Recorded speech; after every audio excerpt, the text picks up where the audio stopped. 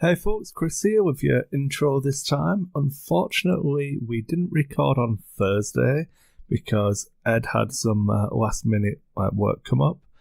Then I was working Friday night playing A Song of Ice and Fire on stream, and then Saturday I was running events. We were scheduled to record on Sunday, but unfortunately that one didn't pan out because Ed and Sean weren't well. So we're looking at recording on Thursday again, but that would have put us behind schedule. I didn't want to have this Tuesday come around with no new episode. So what we're going to do is the In Focus episode we did talking about Hyperspace. It was a 2-hour one, so I thought we could use that as the episode for this one. We're not going to number it, and all of the patrons should have hopefully listened to it by now, but if not, this is the kind of content we try and put on our Patreon page anyway. You don't have to be a patron to listen to it. It becomes available a few days after we post it. I can't remember the exact details now. But there you go, there's still an episode or something for you to listen to as normal today, and hopefully we'll be recording a bonus episode on Thursday, which should come out next Tuesday. And then we'll be back to our normal recording schedule. So this should mean that you get an extra episode. And if you are a patron, don't worry, we're not charging anything for this one. It's just going to be bonus content. So thanks everyone, and enjoy listening to us talk about Hyperspace for 2 hours. Fun times. I don't think it's that bad. See you all later.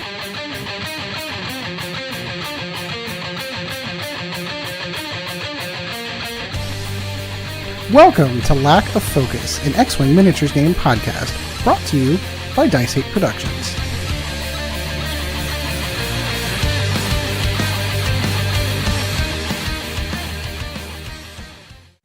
Hi everyone, and welcome to In Focus episode number 4, Hyperspace. It is our little sideshow for Lack of Focus. I am your host, Ed Horn. I am joined tonight by our producer extraordinary one, Mr. Chris Sheriff. Hi, Ed. And we were able to get Sean back on for another show. Hi, Sean. How's it going? 2 in a row, baby. 2 in a row. Keep the record up. Absolutely. All right. So we had a major event happen after we recorded the show last week. FFG silently announced what we were discussing in the previous episode about what is and is not going to be legal for hyperspace events. And they did so by updating all of the point sheets on their website. So there's no official article that I've seen as of the recording of this. It's just, hey, we updated these. And then you go into them, and here is what is and is not hyperspace legal. And I hate to say it, everything I hoped it was going to be. It's basically everything that is 2.0, everything that's second edition is going to be legal for hyperspace events. Everything that is extended is not. So we're going to talk about that. There's so much to unpack on this, and so I'm really kind of curious to see how I feel about this, but obviously we have other folks on here. I'm really kind of interested to hear what they have to say. So where do we want to start? Do we want to start looking at the Rebel Alliance and what's looked, or how about first of all, first impressions? How's that sound? We'll just cover off. I thought, because obviously some of the stuff is stuff that drops in Wave 2 as well.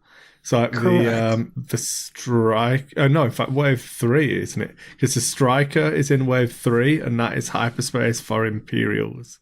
And obviously... Correct. But we do have some cards for it already. Yeah. It's a bit weird, but yeah. I mean, I'm generally happy with it. I'm surprised it's so restrictive. I expected it to be restricted, but I didn't think it was going to be this restrictive, and a lot of the crew that you can't take and the upgrades are really trimmed down. So it's going to be an especially even one. Like the generics too, like the generic. Yeah. Well, that's actually what I'm actually starting to look at. Right, I hadn't gone into the generics, and there's a lot of stuff. Ion cannon unavailable. In fact, the only cannon available. This is what I was going. Right before we recorded, I wanted to say something. I'm like, no, I'm saving it for the podcast. The only cannon that is legal is the heavy laser cannon, which is amazing. Which right? I mean, if there was any cannon I would have said no to, that would have been the one. But hey, this is what I've been waiting for. And I know that a lot of our off-camera or off-podcast conversations for me have been. My hope and prayer and my belief was always going to be this, that they were going to use 2.0 as the primer for their main play in the game. And I think it's the best thing they can do. And coming from my former life as a TO organizer, this is the best thing they can do because they're not letting, or people aren't being barriered out because they don't have the old stuff, which is hard to get now. You know, if you go a lot of places, you don't see second or first edition on the shelves anymore. Correct. So for you to get ships to be able to compete in a grand meta, you would actually have to go to the secondary market and you would have to buy ships, which I hate to say it, but in my opinion, if that would have been the case, we'd have seen the price of plastic go up. Not, right now it's down low because you can't get rid of anything. But if Extended was going to be the wave, the wave of the hyperspace and wave of the event circuit, plastic for new people would have been really difficult unless you have someone like me who's willing to, part with it for relatively cheap because I want more people playing. But that's the key. It's amazing to see I'm actually excited on the limitations they put out there. I've also been online looking at some groups and things and how pissed off people are about this, which is just amazing to me. The nerd rage is raging. My red line. Right. Yeah. In fact, so I want to quote myself from our little in our little lack of focus Facebook conversation, and my exact quote is this: "I am beyond excited by this news. It is exactly what I thought they should do, and I look forward to what a true Wave 2 or reality Wave 3 meta is going to look like." I don't think they had any other choice, to be perfectly honest with you.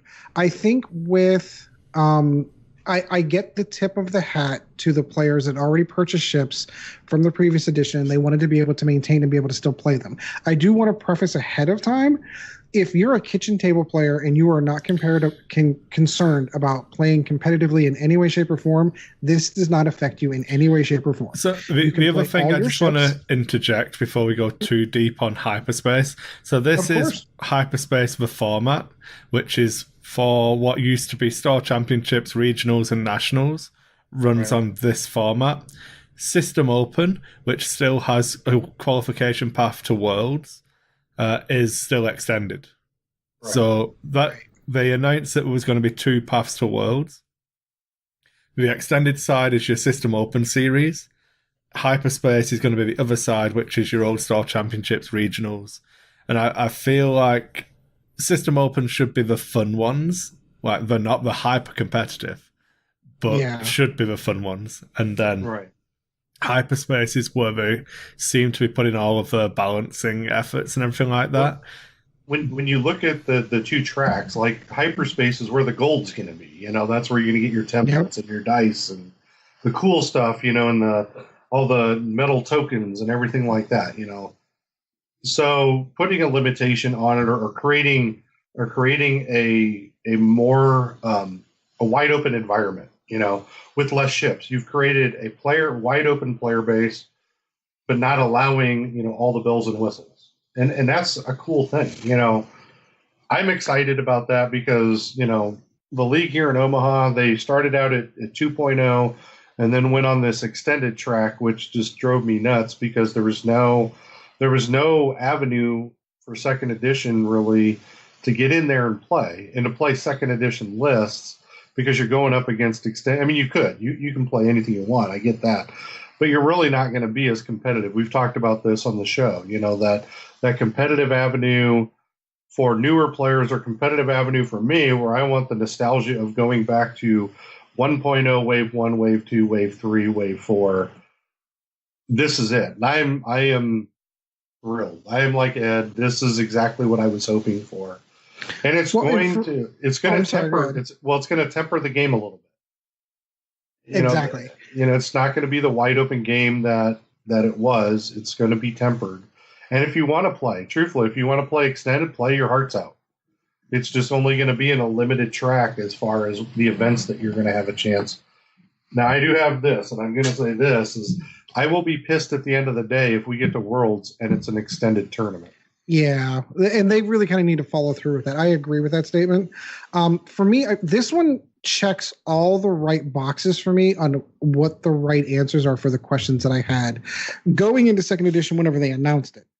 One of the first questions whenever I realized that the first order and the Why can I not think of the other? It's not the resist. Yeah, the resistance. Yeah, for some reason I was drawing a blank on that one. How they were going to be able to compete against the other factions that had so many other ships. That was the first question that I asked. Well, the First Order's only got like four or five ships, maybe. How are they going to compete with the scum who have 25, 30 ships? The other questions I had were, well, how is FFG going to be able to balance this? Like, I mean, we all know personally the guys that are currently designing this game, and FFG's staff is only a couple of game designers. How are they going to be able to keep track of so many ships and so many upgrades, and how are they going to be able to go through that balancing process? And I know, and if you're a competitive player and you went out and you've been flying red line for the last 3 weeks and wiping up the tables at your local game store, I get the ire. I really do. But for the health of the game, this is what they had to do. They had to be able to focus it down to a few ships. And the way I counted out, it's only 4 ships for now in the Rebels and Imperials, 5 ships for the Scum, and then everything that comes in the 2 expansion packs for, what am I thinking? Help me out, Chris. First Order. Resistance and First Order, exactly. But moving on to Wave 3, it's most likely going to be only those ships that come out for Wave 3 for the Clone Wars era ships. It allows them to focus down on those few ships and slowly turn the volume up as they add new and new waves. This makes perfect sense. It allows them to have that design space to be able to say, this is broken, we need to adjust this and need to fix this, and just kind of leave Extended just kind of floating out there until they get a chance to get around to it. I think it's the best decision they could have made. Yeah, the only question, I'm going to put this in there. The only question that I have is why, and as an example on the U-Wing, they left the Saw Gerrera side of this as an active side, but then like the Cassian Andor, Bodhi Rook side of it, they kicked out, Well, because that's how they sold it. I understand. No, I fully understand that, but it's really literally one ship, and I get you sold one earlier than the other. That's the only one that triggers me, Sean. I find that really strange. That's because they've included the Millennium Falcon. Mm-hmm. So to play that currently, you have to own a conversion kit. They included the Striker. To play that currently, you have to have a conversion kit.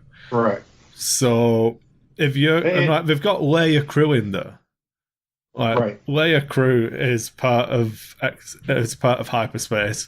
So surely, just let me take all of the U-Wings then. I don't even care about the name once. It's more like the Blue Squadron Escort. So theoretically, I can't. Oh, I didn't notice that. They did that? Yeah. So you can only take Partisan Renegade or the 3 named pilots from Saw's Renegades. Yeah, Sog, Magva, and I can't remember the other one, Benthic. Yeah. Oh, wow, you're right. I did not notice that the Partisan Renegade, that the Blue Squadron Scout is not legal for Hyperspace. I get it. I understand why, because one was released as a 1.0 pack. The other was released as a 1 and 2.0 pack. I fully get it, and I'm okay with it, but that's the questions that I have.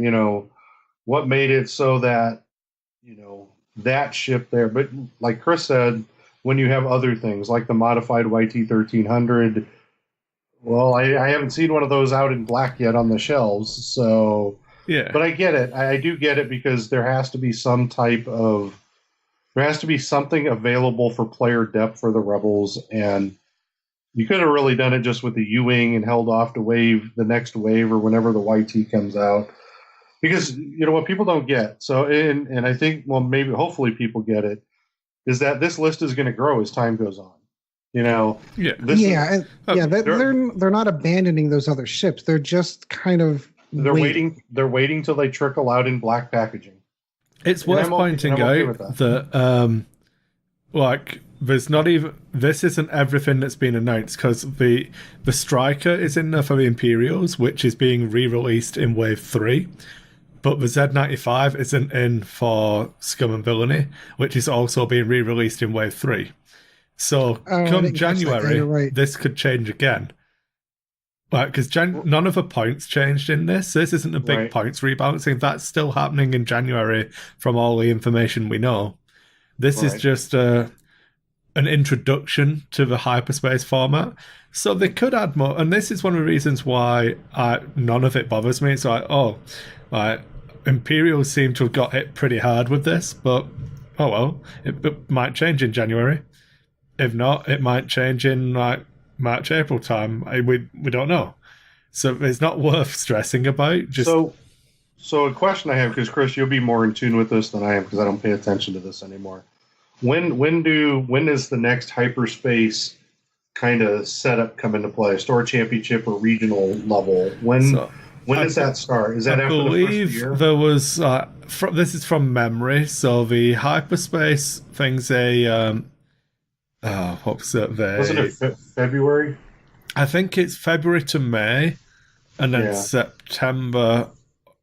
No, it might be February, March, and then September, October. Yeah, so the old regionals will be coming up here in February, which we'll see a change prior to that, because you can have ships out, and there'll be more understanding of the balancing. And what I'm hoping is that they put a hyperspace tab into the app. Okay, so I do have an answer to that question. I can pretty much guarantee that that's going to happen. Okay. Well, so is my understanding, someone else checked this for me, I've not checked it myself, but that the app was updated so that the stuff in second edition only match what's hyperspace legal. Okay. So when you're creating your squad in the app and you do second edition, it's only hyperspace legal stuff. Now I haven't confirmed that. I could probably do it while we're sitting here, but somebody I was talking to today when I was sharing this news with our local game. No, it's not right. I'm on the app now, and there is no striker for Imperials. Okay. So it is. So we still have a 2.0. We still haven't extended. And obviously, 2.0 will be hyperspace legal, if that makes sense. So if you make a squad that is 2.0 legal, that will also be hyperspace legal. With the exception of a few things, probably. No, I think everything that's 2.0. I've not been through every individual upgrade, but I'm pretty sure everything that is in the 2.0 section, because remember, the upgrades are only the ones that come in the individual packs for 2.0. Right. So. Okay. Yeah. Except for the one resistance card, right? That will come in a pack that won't be legal. The one. I forgot what it's called again. The biohexacrypt codes from the First Order expansion are not hyperspace legal. That's the only thing from Resistance and First Order combined that come in the expansion packs that won't be legal. It makes me wonder, though, like, I'm actually really surprised that they updated this without an article. So I don't know. Again, this is me completely tinfoil hatting this. Maybe someone pushed the button a day early on releasing the PDFs. So. Because you would think that they would have updated the app along with this to kind of accompany it and quell some of those conversations. But they put out the PDFs 2 weeks well before the app was even launched, remember?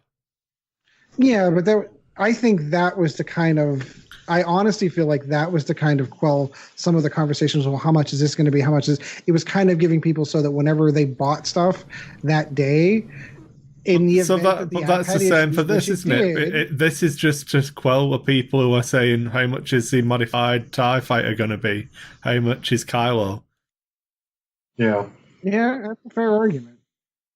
And the other thing is, this goes back to our conversation that we were having on our last episode, is that, you're going into April, which is a season, this gives you information that's out there. It gives you information prior to... and I believe Fantasy Flight has the motto of subject to change at will, with some of this.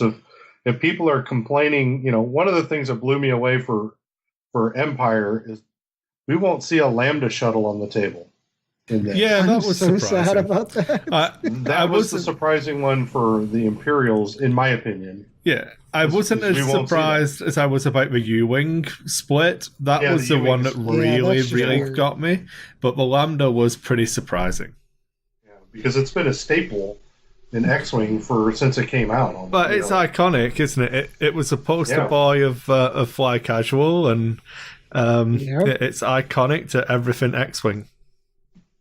So for me, there's one other thing I do want to make sure I get across before we go too far down rabbit holes on this one is that I really want to talk to and address specifically the competitive players.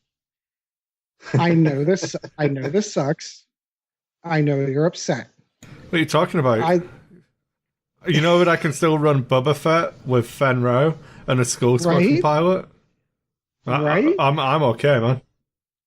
If this is your first foray into a miniatures game and owning models that you can't play or are not viable, welcome to the club. Make sure we qualify that. So they can still play them. They can still play them. They're just not viable in the hyperspace. Yeah, like you can still qualify for Worlds by flying your red line and cloak and choke.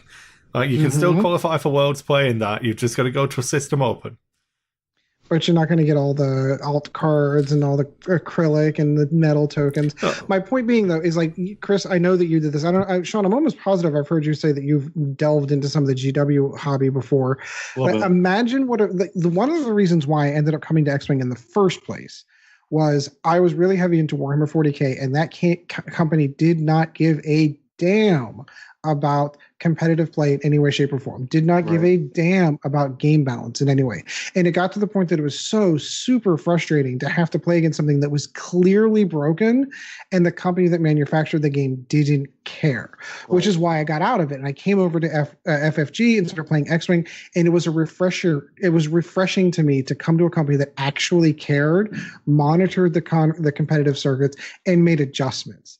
So for me, I would rather put models on a shelf for a year and a half, whatever it takes, and have a stable, viable, competitive, and balanced game than to go the other way around and throw everything into the pool and just hope it works its way out. But I'm going to throw this one piece is you don't have to do that. Your local community can decide how they want to do the tournament card pack things, They can decide. Your organizers out there still have the leeway to do this however they want to do it, no matter what limitations are put on by Fantasy Flight.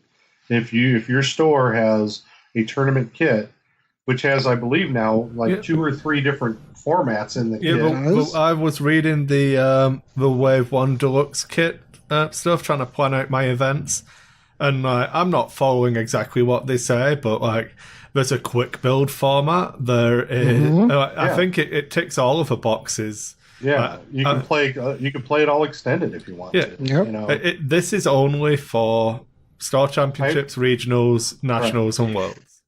Okay, and I will. But the only pushback that I will give to that is, again, maybe it's just my local community that I'm used to.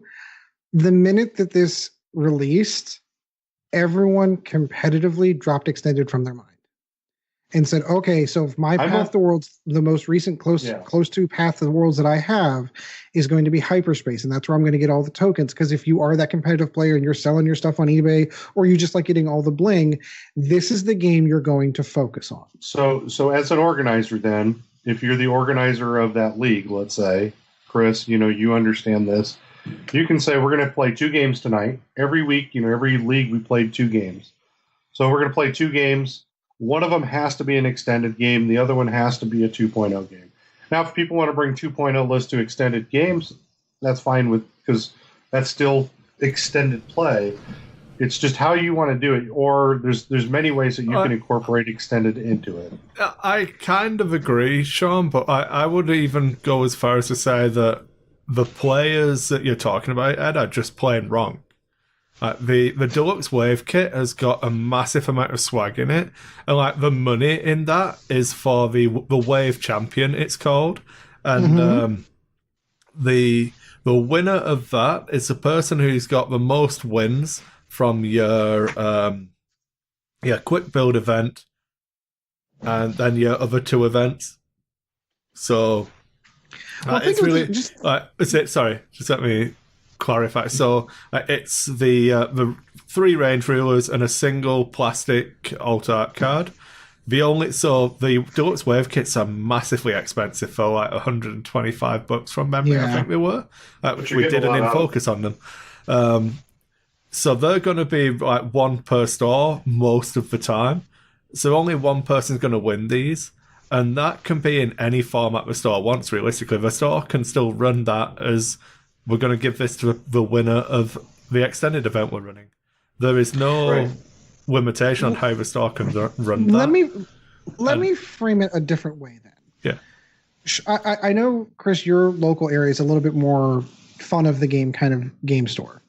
Mine's a little bit more competitive in my area. Sean, I know your Omaha boys, they're a little bit more competitive. We're 3 weeks away from your local Hyperspace event. That's the nearest one. You're 3 weeks away. What's everyone in the store playing? Well, we're going to be playing Hyperspace for that, but equally you can exactly. But equally you can look at that as, what about when you're 3 weeks away from the System Open that's in your city, or near your city? That is a good counter. It really is. Yeah, and the other thing is that a lot of people prepare. So I classify X-Wing players in 3 groups. There's the casual player, the tabletop, get it out on your coffee table and move ships around. I classify it as the casual competitive. That's the guy that likes to go to tournaments but doesn't have any expectation of winning, usually comes in last, or, plays all 6 games, has a great time, doesn't really care. And then you have the competitive player, which has 2 categories in that one alone. There's the local competitive player who will play in that local tournament, and then after that tournament's over, he goes back to playing whatever game exists in X-Wing for him. And then the 4th one is the hyper-competitive player, which are the guys that get in cars and drive 8 hours to other regional tournaments, other cities, other states, and they're the ones that want all the swag. You got to look at it this way. For the majority of players, once your store championship's over, once your regional is over, there's no reason to play 2.0 anymore. You're going to go back to extended. The players that are going to want to play 2.0 and the ones that will probably stiff arm organizers to stay in 2.0 are those hyper competitive guys that want to travel still and go to the 25, regionals so that they can get 12 pairs of dice, or 12 sets of dice. What I wanted to add to that, Sean, was that you need to remember that each store can only get 1 Hyperspace trial a year. Right. So that is going to be most common event that is going to be once a year. So obviously you guys, Ed especially, you live in eastern United States effectively. So you're pretty, you can probably get to, probably, if you were willing to do a 5-hour drive, I'm going to guess it's 6 or 7 easily. So that would have been under the, I would agree with that, under the old one, when under the old regionals. Stars.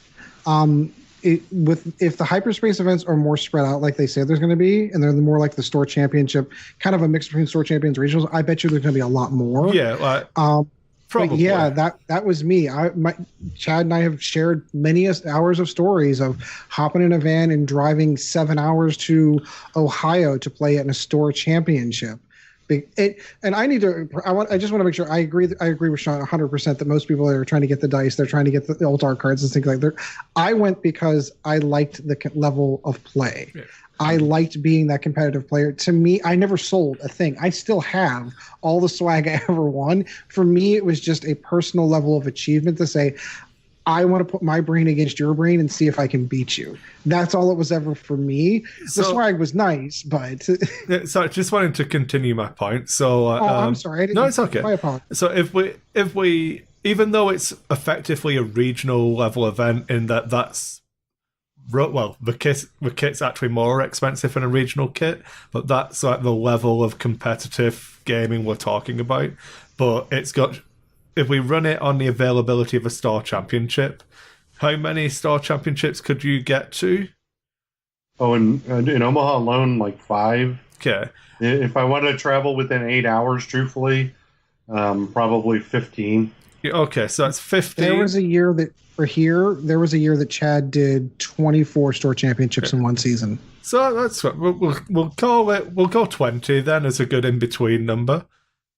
They're going to be broken up into, let's say, well, they're definitely in 2 groups. There's going to be the spring and the autumn groups. Sorry, spring and fall. You fucking Americans. So if the stores split them evenly, which I believe FFG are trying to encourage, I don't know that for a fact, because obviously I'm sure most stores would have been wanting to jump on the earlier ones to get it up and running quicker. But say they split them evenly, so it's going to be 10, and say those groups run for 2 months. So that's 4 months out of the year in 2 big size gaps that you're going to, the average player is going to have access to playing Hyperspace. And that's going to be 10 events in 2 months. How many? So that's if you're a pretty competitive, willing to travel, really, really up for this, that you're going to be dedicated. So maybe you do a month's worth of. But isn't there a level above Hyperspace though? That's a nationals level. So right. So then you got to kind of account for that too. Well, not really, because there isn't actually a time frame for that. I believe that it's. You can, from what I understand from when we've been trying to sort out, your Hyperspace trial can become a Hyperspace Cup. I still don't know if you can actually run. Oh, that's right. Yeah. Oh, I forgot about that. Yeah, you can. Yeah, that's right. The cup portion of it will go to certain stores. Fantasy Flight will pick them. And it'll probably be numbers based. That'll be a numbers based. Because that's what I've been trying to sort out for us and find out, because no one else in Alberta can put out the $600 or whatever it was for I can't remember how much a kit was, but It's pretty expensive. Whereas we'd be willing to get 2 of them. So we don't even know if we can run a Hyperspace trial in the early portion and then a Hyperspace Cup for the other one, or if we can literally only do 1 event in the year. So I'll be honest with you. If Fantasy Flight was, if it were me at Fantasy Flight running the OP right now, what I would actually do in this regard is it's going to be an expensive kit, probably $250, $300, but basically in that kit, you put a store championship ability and you put a regional ability in it. So anybody that wants to pay the $300, $350, whatever it would be, that's how you would do it. Because the one thing I'm afraid of, and this is if you're going to split it like this, you're going to split it down the wrong line that you want to split it. Because if you have a regional level kit that has the dice, the templates, and all of that, and then the next level kit is going to be a store championship level kit, which has a range ruler and some tokens. So the range rulers are in the Deluxe Wave kits now. I get that, but what I'm talking about is if you're going to run 2 seasons of Hyperspace trials, and in those 2 seasons of trials, you have different types of kits. That's where the problem is going to lie. If one kit is like a store championship kit and one kit's like a regional kit, you really have to have it where you're running regionals in 2 different sections, in my opinion. This is where I'm a little wishy-washy on how OP decided to do the competitive circuits like this. Because, and again, call me old school and get off my lawn, old and crotchety. One of the things I loved about the way OP ran things before was because it was very regimented. Like, you ran store championships. And then store championships rolled into regionals, and regionals rolled into national season, and the nationals rolled into worlds. Like, there was a predictable calendar that right after worlds, 3 weeks later, store championships are going to be starting up again. So that's where, especially with worlds being in October, technically there are going to be Hyperspace events that are running after worlds that aren't going to get you to worlds, because it's going to get you to worlds the following year. Which is weird to me. I guess it kind of works out the same way. Worlds is going to be an invite only event now, and that's so exactly you've got to unlearn what you've learned. You've got to dump everything, because it's a completely different game. The idea, in my opinion anyway, of these Hyperspace kits and all of this stuff is to give everybody access to these premier level events. If you want to go to a big FFG run event, that's your system open. So those are your big prestige tournaments that you're going to travel to, and there's going to be multiples of those every year. And theoretically, they move around, so everyone's going to have access to them. Yeah, thanks, FFG. I can leave the country. There is one in Canada this year, so I could fly to Toronto. So I could spend $700-800 on a flight because it's an internal flight in Canada, so it's cheaper for me to fly back to the UK. But that's what I like. That's what I liked about. That's what I liked about the store championship ones. Like the store championships were far more numerous, and anybody could get to one of those. And then you had the regionals.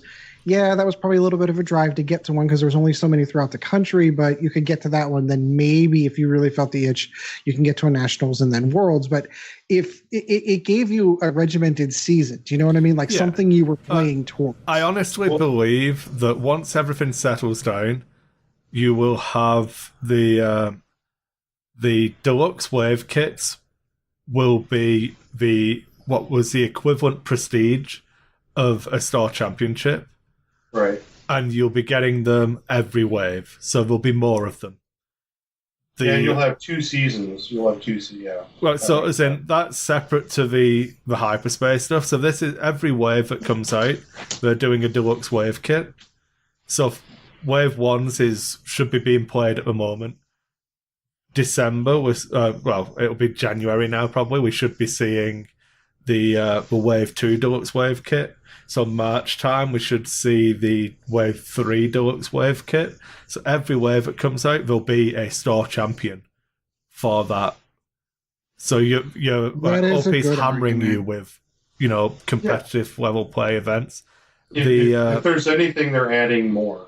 Yeah, the seasonal kits for like your store kits, your seasonal kits now, I think, and they stay the same. They're still happening. I think they're back down to only 3 a year now, rather than they went back up to 4 for a little while. I'm not 100% on that, so don't quote me on that one. So that will still happen. So that's just your casual. The store can do what it wants with kits, but it introduces the more competitive version. Hyperspace is going to be a couple of times a year, and you're going to have every store has access to it if they're willing to pony up the money. So that which is good. That's actually a better way to do it, because you're getting a higher level event rather than one store in a city, let's say, or one store in a 500-mile radius is getting that one event. Yeah, and that was the thing with the old regionals. It was it was location and region locked. Right. That's gone. So you can have multiple regional events a lot closer to you. So that's even more competitive play. And then the only weird part about that. The only weird part about that one though, the old system with the store championship kits, those were cheaper from the store. So if I went to plenty of store championships that were 8 players. For an 8-player store championship at that level, if they decide to do it that way, I'm paying $40 to play in that event. do you know? Well, I'm afraid that pushes out some of the smaller I'm sorry, stores. Ed. You may be upset to know this, but FFG actually likes money. I know that. I'm just saying what I'm afraid of is from a store I'm perspective. I'm not finished. There's more. There's more. X-Wing's a pretty popular game, yeah? And like you were just saying that you've got all of these competitive players in your location, and there's this theory about supply and demand. Yep. So I see where you're. If you oh no, FFG is giving everyone what they wanted, and it costs money. Oh damn! So let's look at that. Let's actually go into that a little bit, because what that does is if a store decides, hey, I'm going to pony up whatever it is, $200, whatever. Guess what? The store's on the hook for that. They're not going to be able to put it on the player more than one time, and players won't come back. If 10 players show up and you're charging them $20 to play in a tournament, that's going to be, that word's going to get around pretty quick. So what this does is stores will actually have to do something outside of that organizer or that person who's running the tournament or whatever, advertising. They're the ones who are on the hook to draw people in, which I know that's taboo in most stores. Small stores rely on the organizer to bring people in for them and maybe give them something for it. Most of the time, though, the store is getting off what I call scot-free because they've really had to do maybe a Facebook post, the week of. I've seen that where stores here in town will post it the week of. They've had the kit for 4 weeks and you don't know the date. Then all of a sudden there's a Facebook event post. Hey, next Friday, and it's Tuesday before Friday, we're doing our store championship, and you're just sitting there and you're like, well, that would have been nice to know 3 or 4 weeks ago because I plan on going to this store championship someplace else. Stores will have to do something. If they're going to pony up that much cash, they're actually going to have to work for it. And some stores won't. There's going to be stores out there that are just magnets for this stuff.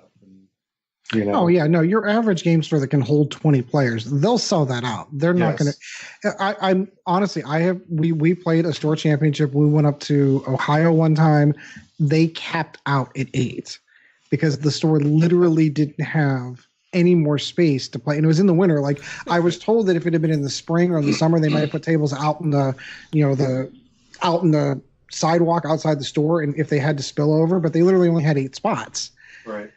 So that store there is, that's 8 players. They won't qualify for a Hyperspace kit because you've got to be able to host 64 players and you've got to send photographs of your game area set up to host that many players.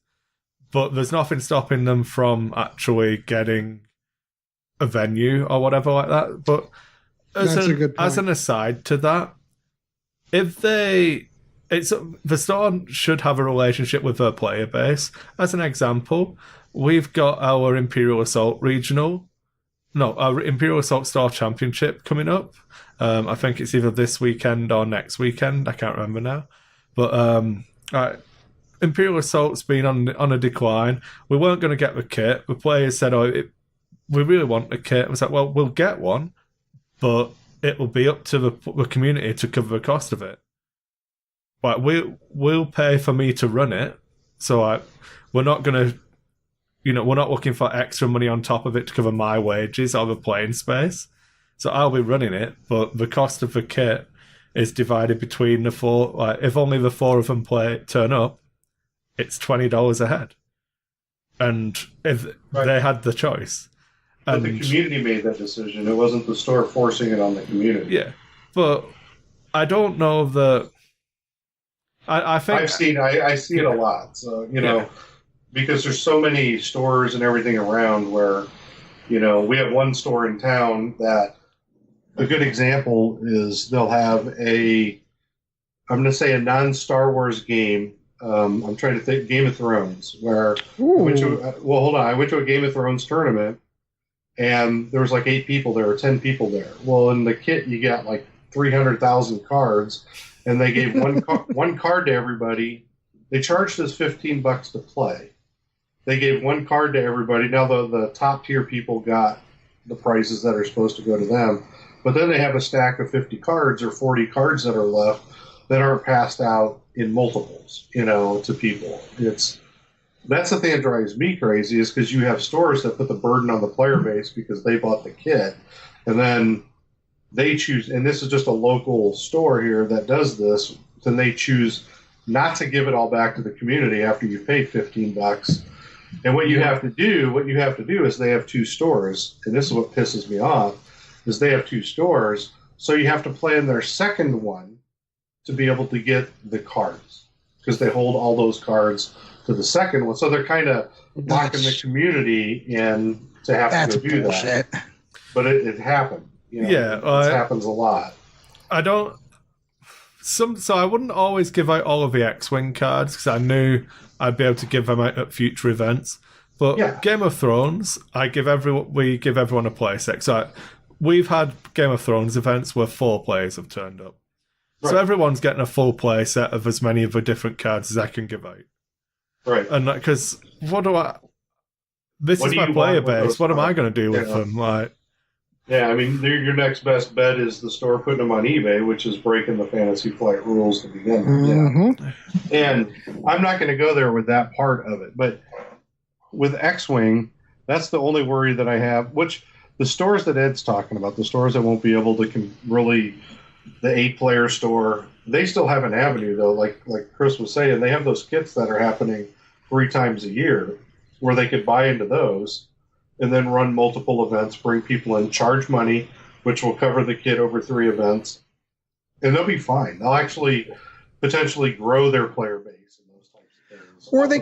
Or they can develop some sort of relationship with another venue and do it off site.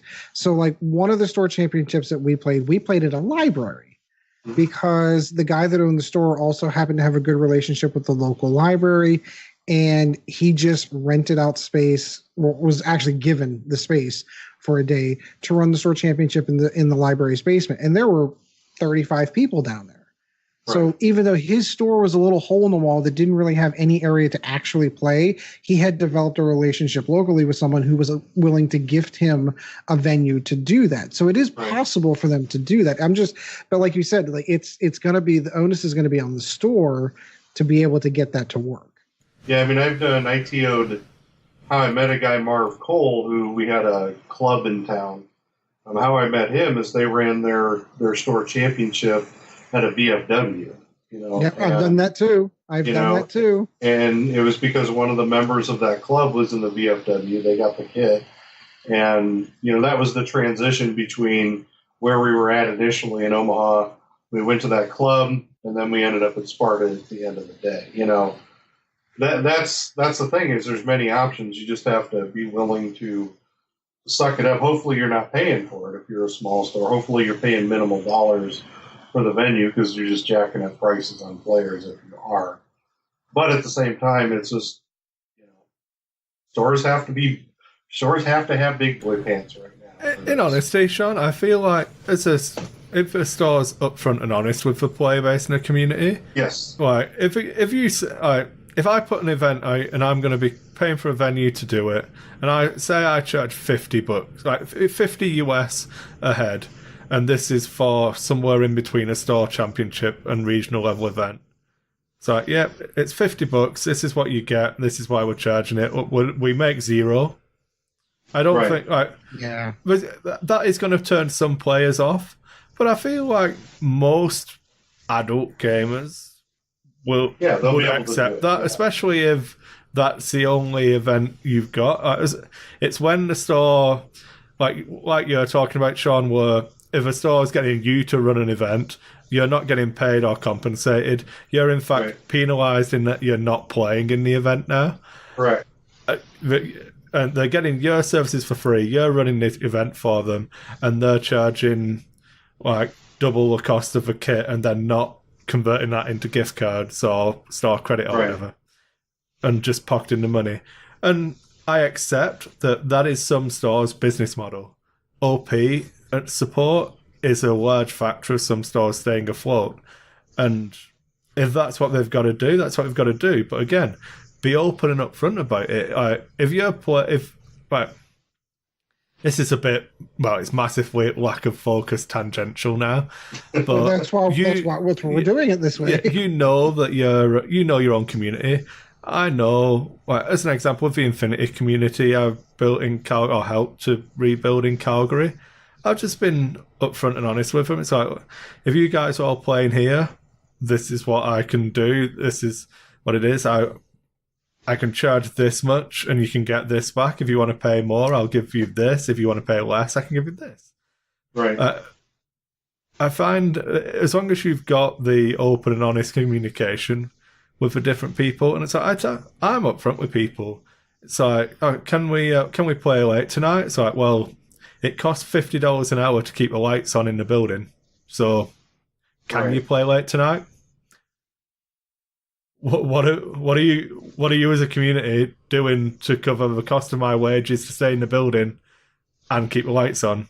I'll do it, and I'm not saying you've got to give me $70 to cover my wage and the lights, but if I come, if you come in the next week and you've just bought this army online, we're probably not staying late. Right. Right. And that's the battle between, that's another whole, topic of conversation. Pay where you play, kids. Pay where you play. At a minimum, pay something to where you play. Whether it's buy a soda or. And I'm not trying to guilt people into it, but that's how I run my events. I will bend over backwards for the communities that support the store. If you don't support the store, I won't give you bad customer service, but I'm not going to go the extra mile to, okay, I'll stay later. Or not. There's been times where I'm clocked out. I'm not on the clock anymore. I'm not being paid to be there. but I know it's a good, vibrant community, and I care about that stuff. So I'll stay in the store so that, I don't have to set the alarm so they can finish up the games and stuff. It's not a big deal. Right. But I'm not going to say that every store can and will operate like that. Right. But, and that's kind of going way off focus here. So has anyone else got any points on stores and OP before I drag us back on focus for the last 12 minutes? Hey, I actually think I'm dragging us back by my statement here, Chris. So. Drag us back to the actual topic at hand. To the topic, yeah. Yeah. So getting back to the reality of this show, what do you guys think of this? So give me your actual impression of restrictions on ships for the hyperspace legal lists. Okay, so for me, I'm happy that there are restrictions. I'm slightly disappointed at how restrictive it is, but nowhere near upset about it. I would have, as an example, I would have liked A-Wings and B-Wings. Maybe not A-Wings because they're coming from Resistance. So I would have liked B-Wings and Interceptors. Or, in fact, in honesty, I would have liked Quad Jumpers for Scum because I just want to play Quad Jumpers. There's so much fun at the moment. But, an extra, I would have liked maybe 2 ships from Extended. So with that, what you just said, and Ed will get to you. I'm kind of moderating, aren't I? That's kind of we take turns, man. You can host. It's good. I know. So here's the question. Then the follow up on that is, and I don't know this myself because I haven't done the deep dive into the conversion kits. But the ships that are legal for hyperspace, how many ships do you have to buy of a second edition nature to be able to play them in the hyperspace? So what I mean by that, you understand what I mean, I hope. Go ahead. I think what you're asking. So do all of the cards cross over? All of the upgrade cards cross over from the conversion kit to what would be in the actual pack that comes with the ship? Yeah. So at the moment, everything. If you buy a Rebel, I'm going to talk Rebels because this is the most interesting one, and as far as we know, there is no Millennium Falcon expansion announced or anything like that. So this gives us a full array of it for Rebels. So the Rebel ships are X-Wing, Y-Wing, U-Wing, as long as it's only Swords Renegade U-Wing, right, and the Millennium Falcon. That is the 4 ships for Rebels. Right? Have I missed anything, Ed? I've got it in front of me. And that the U-Wing's restricted to the fact that it's just Saw Renegade. Yeah. Let me just pull it up to make sure I'm not just lying to people, seeing as we're actually doing something serious now.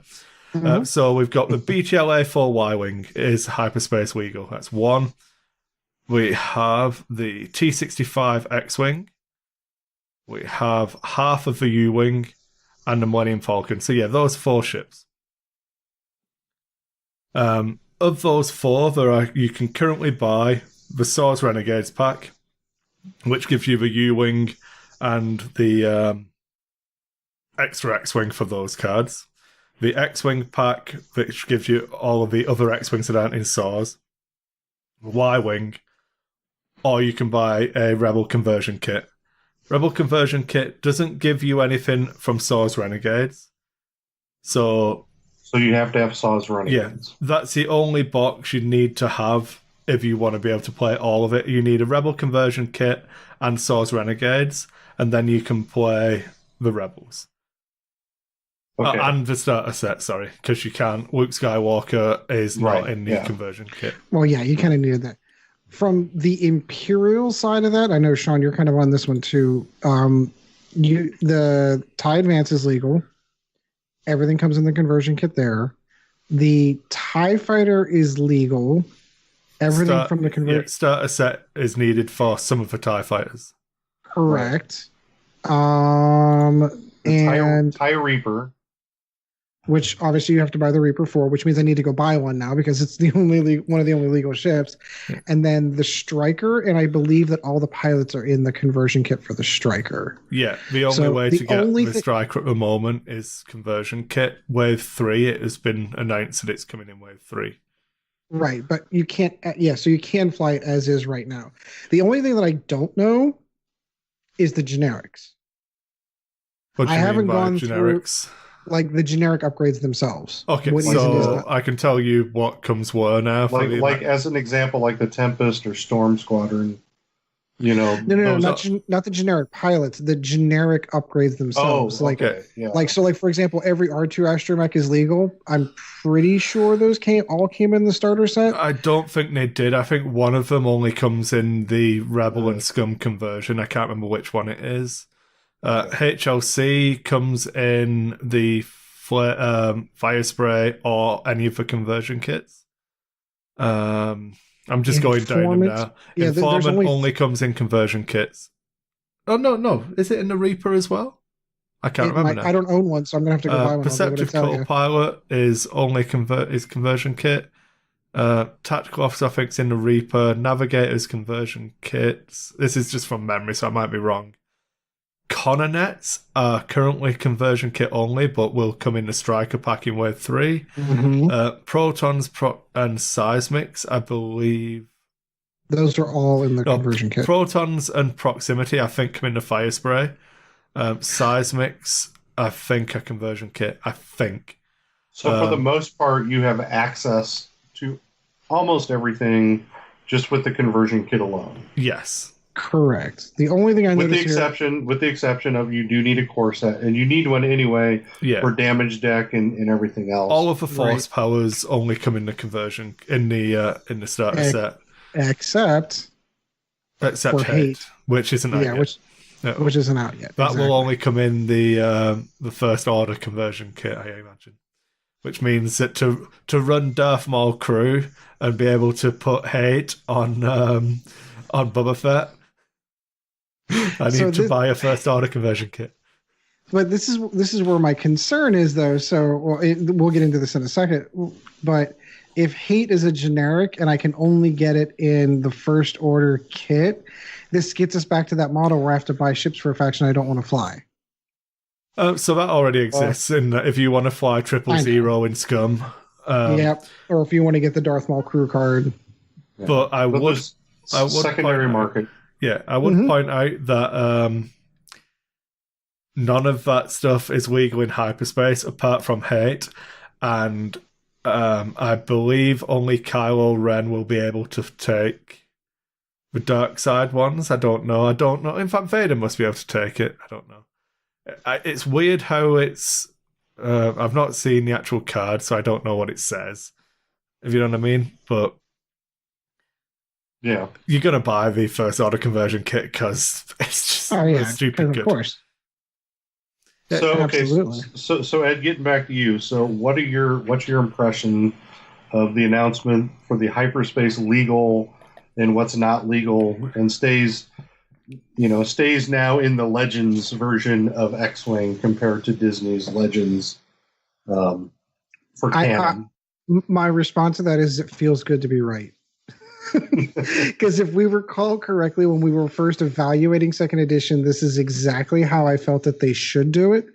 I understand the slow burn on why they waited a few months until after release to do this, but I think, again, from the design, I am more concerned about the health and vitality and longevity of the game than I am about ships that I've purchased that I can't currently fly in a hyperspace event. I think that this is the right decision. I think it is going to allow the FFG design team to focus on a handful of ships per faction. It's going to allow, by February, keep this in mind, by February, when Wave 3 comes out, we're going to have 7 factions in the game. It is the ideal way to be able to monitor that meta and do points adjustments for it. I think it's a fantastic idea. I am kind of with Chris on some of the things, with specifically the generics that aren't legal. That one is a little restrictive. Like, I don't understand why ion cannons aren't legal. I don't understand why. Do you know what I mean? And I understand. Conceptually, I get it because that means that those are going to come out again in another expansion. In honesty, I think they've taken out. So ion cannon isn't legal because it doesn't come in the fire spray. The fire spray is currently the only ship that can use it.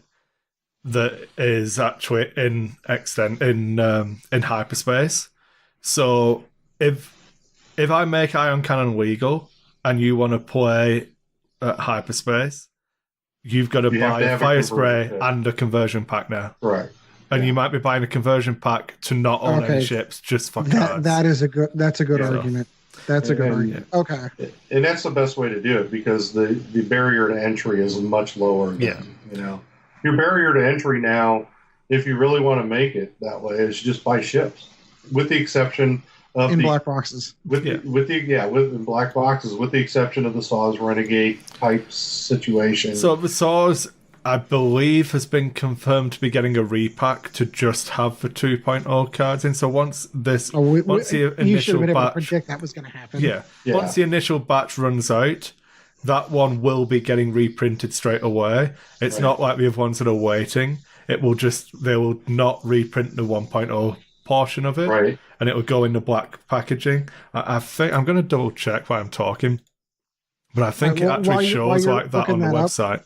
The only thing I could say that could potentially catch them, and again, I haven't gone card by card in the generic upgrades, is if there is a generic upgrade that is available for purchase but isn't legal for hyperspace. Now, I don't think that's the case. My assumption, and I have a lot of faith at the folks over at FFG, that they went through that anything that's currently in a black box that you can purchase or is in the two pre-second edition boxes is currently legal for hyperspace. I'm going to assume with the exception of one card that's specific to First Order, I believe. Right, but that card hasn't come out yet. Right, but it will be out. It will be out in a couple of weeks. You're right. Like Chris said, that this could change in January. Correct. So one of the key pieces in this that I like is the fact that they lowered the barrier to entry. They've also lowered what I'm going to call the power of the game. The overall wide view power of the game. Yes, absolutely. Could not agree more with that. To Scum's the only good faction at the moment. Well, now here's an interesting thing I'm going to ask you, Chris, because I haven't seen it myself yet. But have we seen Rebel lists with the Millennium Falcon? Not really. There's a new list going around for YT 2400. I think there's a decent chance that Lando is good in the Rebel Falcon. His ability is pretty strong, but people aren't playing it. The YT 2400 is the only large base Rebel ship that's getting any love. But somebody may have done a video on that recently that I watched. Someone might have. Who did that? Oh, you did that. But the key piece I'm saying is that they added an element in that kind of broke the rules of their own rules by putting the YT 1300 in the Rebel hyperspace ability, which I feel like that is purely because Disney said, well, no, it's not even. I'm not even going to go with that. I'm going to give FFG more. Ship. I'm going to give them more credit that it's a Millennium fucking Falcon, man. Yeah, it's the icon. Can you imagine playing Star Wars and not like you can play Lando's Falcon, you can play Rey's Falcon. You know what you can't play? Han's Falcon. Yeah. So the irony of it is that they're putting out movies which are origin stories for the Millennium Falcon. Solo was the Millennium Falcon origin story. Yeah. When you really break it down. Now that is a good movie, point. But really and truthfully, that's what I think it is it showed more about the Falcon than it did. It wasn't in every scene. Doesn't need to be in every scene, but it showed the origin of that ship to what it became in 1977, which then what it became. In whatever year The Force Awakens was released, and when you view that, it is the most iconic ship that's in X-wing, that's in Star Wars. Period. It's the reason why whenever the ship was revealed in Force Awakens, the whole crowd cheered. Right. It wasn't because they saw Rey and Finn running across the desert. It's like there's the Falcon. Yeah, right. Everyone cheered for those quad jumpers. They knew in 2018. The quad jumper was going to be the best ship in X-wing. But but in the Legends version of X-Wing, it's not in the it's not in the legal version of X-Wing. Just give me time, Sean. But so one thing I wanted to quickly, we're basically talking about it now, but just to formalize it, was the feel of the three factions. So obviously, Resistance and First Order is pretty much, it's all legal. Resistance gain a new ship with the A-Wing, which seems pretty good. Yeah, it does. First Order keep everything that they already had. Except for one upgrade. Yeah. Scum get the new TIE fighter, so awesome. They already had 4 ships without it, but apparently they wanted 5 just to be greedy. Didn't they have the escape craft? Yeah. Didn't they actually have 5? Yeah, and now it's going to be 6 when that comes out? Oh no, it's Fire Spray and Fang Fighter, then Lando's Falcon, but Lando's Falcon comes with escape craft. And then it's TIE Fighter, so they'll have 5 compared to... Oh, okay, I did the math have on 4. that. Okay, you're right. Yeah. So like you said, there's 13 ships from the original 3 factions, and then Resistance has Falcon, T-70, A-Wing, Bomber, 4. And then First Order have got FO, SF, Upsilon, and... Silencer. I think that's all of them. So they've got 4 as well. Let me double check here. So the FO, the SF, the Silencer, and the Upsilon. And strangely enough, we are in a meta where everyone's got basically the same amount of ships. Apart from Scum, who get an extra one. Stupid escape craft. Because they're Scum. Yeah. They don't play by the rules. How does everyone... if you look at what you've been trying to, Sean, I know you've been mainly list building and practicing rather than throwing down in tournaments. But Ed, you've played a couple of games, and I know I've played a few. How do you see how different do you think this is going to be, and which factions suffer the most? So for me, when Second Edition first came out, I was super excited to run the TIE Swarm, and then I quickly was going up against extended lists that were just trouncing it. It was just trashing. I'm like, okay, well, I can't play this. It's not super. I mean, it's fun for me, but it's also losing's not super fun. So I automatically gravitated towards the extended version of the game to kind of add extra power to kind of compensate for that. I'm actually really excited to only have 4 ships to deal with. I'm really excited to be able to go, how do I fit these square pegs into round holes and come up with the combinations that work for this? I'm really excited by it. I think it's going to be an interesting meta. It's going to be a balanced meta, and I'm not going to have to... There's one of the things I've really struggled with whenever Second Edition came out was trying to learn what every upgrade in the game did and what every ship in the game did. Oh, I'm running this and such by. I'm like, I don't remember what that guy does. Can I read the card? Now I can kind of focus down, because I play as little as I do, just on the ships that are currently legal. Yeah. See, and I'm with Ed in that regard, where I like the fact that you can have TIE Swarms in the game again. And I can't wait. Truthfully, TIE Swarms will be, because I've seen it, TIE Swarms will be a good counter to the Scum abilities, to the Scum lists. As long as you can get your shots through, you're actually going to be. Boba doesn't one-shot them off the board for me. So, right, I think the Imperial list will have to be the cheap 3 dice attacks. So anything where you're going to get decent spike damage, because that's what will counter Bubba.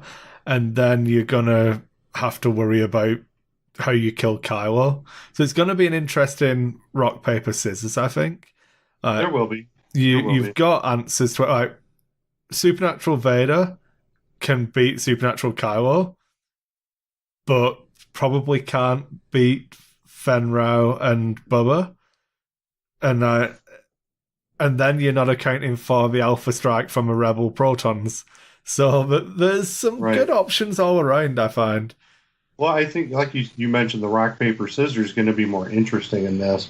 And there's a lot of things, because we're looking at this from a very high, the 30,000 foot view right now.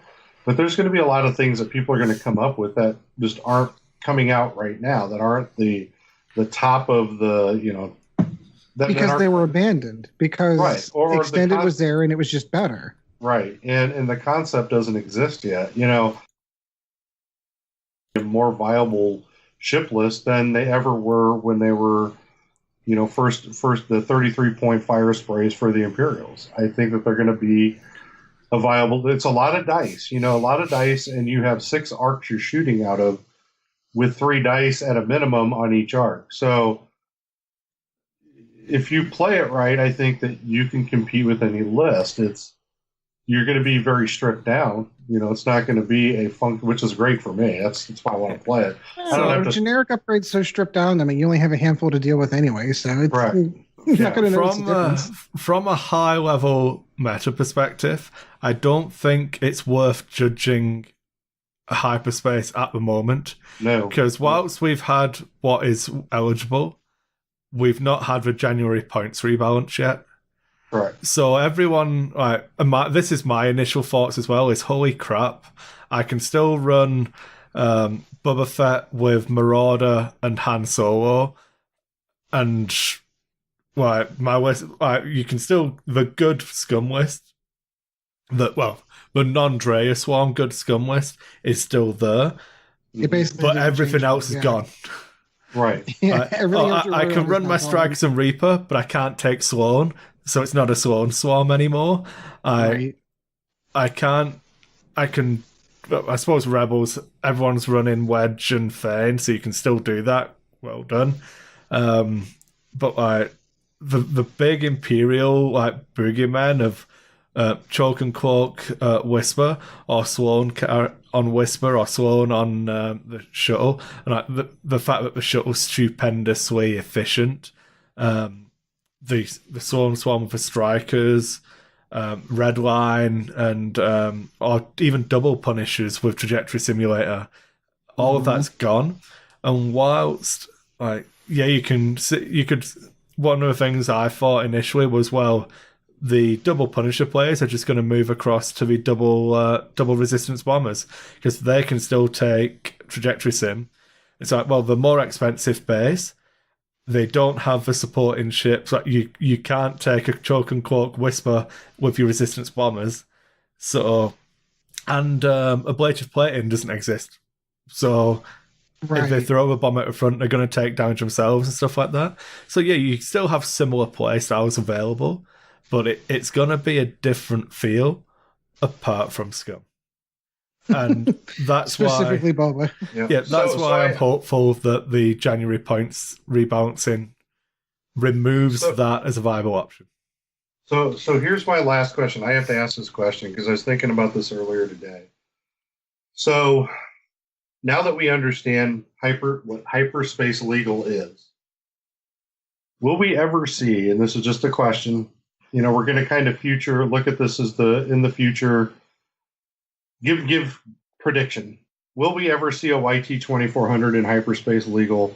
Will we ever see a Hawk in hyperspace legal? Will we ever see those legend ships that were pulled into the game, the E-Wing, whatever other ships from other factions that were pulled in? Are we ever going to see them hyperspace legal, or will those kind of fade as the franchise grows and new ships come in and they put more things in? Will those types of ships just fade away into the background of the legends of X-Wing rather than stay as a ship that's in the future of X-Wing? That is, Chris, I'm going to let you answer that one first because I got stuff on that. So I would say that ultimately we don't know. There's obviously a lot to it. We know that there is going to be more stuff added. For Scum Z95 is going to get added because it's going to be in black packaging, so it'll be in there. Correct. Whether that means they lose something to add it and everyone stays at the same number of ships, or if it means that we everyone gets one extra ship or something like that, I don't know. But I feel like it's just it's a curious feel to me, you know, having what, you know, because you have series coming out. You're going to have live action series coming out. You have 2 of them that are announced. more of the one-off movies will be coming out over time. My question here is just, will we see the ships that were kind of added into X-Wing? So I would say, Sean, I would guess that we won't see E-wings, we won't see the Punisher, we won't see Decimators. But anything that they reach pretty deep into the EU for, I think they'll hang around in Extended until people can't find the models and stuff like that.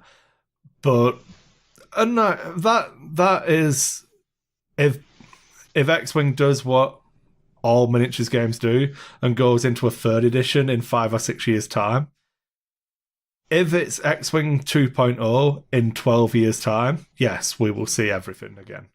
Because Extended will still exist, probably, maybe, and people will want those ships, and the secondary market won't be able to keep up with it because people will just throw them away. And that's what happens. So I feel like if given infinite time, yes, because the molds already exist type thing. But for the foreseeable future, I think E-Wings are all of that legend stuff is effectively dead. See, now I actually have the exact opposite stance on that one. So it's really interesting to hear your response on that one. I find it a little difficult to believe if that was the design idea going in, that they would have even printed them at all with second edition rules. Nerd rage. It's not necessarily a nerd rage. I mean, if that were the answer, I'd be fine with it. Let me preface that before I go too far. If that is indeed what ends up happening, and ships like the E-Wing and the Decimator and some of those ships that were pulled directly out of the EU, our beloved TIE Defender, if those... So the TIE Defender's current EU. Well, it's not even EU. No. It's current. It's in Rebels, so... I was just going to say, so it's current, so I'll still see it, so I'm okay with it. But my point being is, so we don't know anything beyond Wave 3. And they've got a long way to go to ramp up into some of these live action shows and some of these other things. So they do have ships that they can put in from current canon. But at some point in time, they're going to have to release a wave. Well, yeah, I accept that. But my point would be, I think we're more likely to see... So I will postulate... Let me put 2 scenarios in front of you and we'll see which one you think's more likely. Okay. For the next batch of Hyperspace in 2020, we're going to have the Falcon model will be out. The Defender will be out. So that's one for Imperial. Shuttle. Scum will go with the Quad Jumper because it's in one of the movies. The Resistance will get the transport ship. Or something from the TV show. The Resistance will get the transport because I think they've only got the Falcon as a crew character at the moment. So a transport from Force Awakens, the modified B-Wing and the chassis. Yeah. The First Order will get the Interceptor thing that is in Last Jedi. No, it's in the series, The Resistance. Oh, gotcha. Clone Wars, so we'll get the Republic Y-Wing. Mm-hmm. And Separatists will get a heavier... I can't wait for that ship. Yeah, heavier droid ship. Or you could see the ARC 170 also in that regard. The ARC 170 is already... that's right. It's already announced. My bad. Yeah. And I don't know if anyone ever played Battlefield 2, but there is an Interceptor-style droid ship that is considered canon as well. Yeah. So you've got those 7 ships to release as your wave 4 and 5 in time for Hyperspace 2020. Or we can release a Hawk. We can release the TIE Aggressor. So we'll release a Hawk, the TIE Aggressor, then we'll do that awesome. We'll do the Kimagilla, and we'll. So which ones of those 2 scenarios seems more likely? Yeah, that's my point in this is that there's going to be ships, and people are going to have to get ready for this. Ships are going to fade away.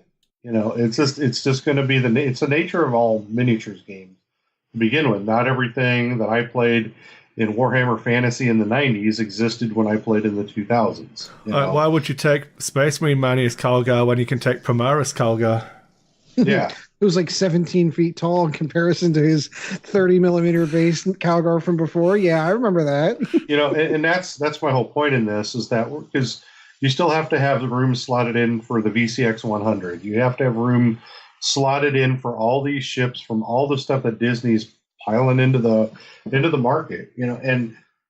And with this change, seeing this and what brought me to this question and this concept of idea is that other than the YT 1300, because that's just icon, you're going to put it in there. There's no way around it. I have to say, Sean, I feel like we're going to have the YT 1300 repackaged with Wave 3. Yeah, I agree. I think it's going to come with Wave 3, and they just didn't announce it yet because there was no need to.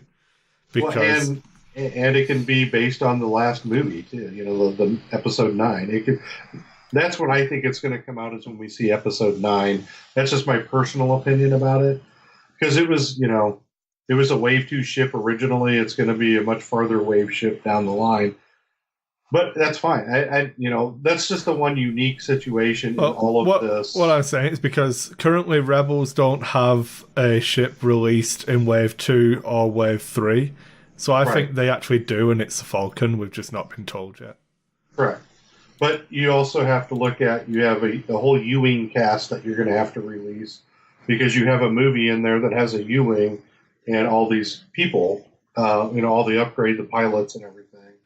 You have the stuff that came from Rebels. You have there's just a lot of stuff that's going to get piled in. You got to put B-Wings in because another iconic ship from the movies. A-Wings are coming back in already.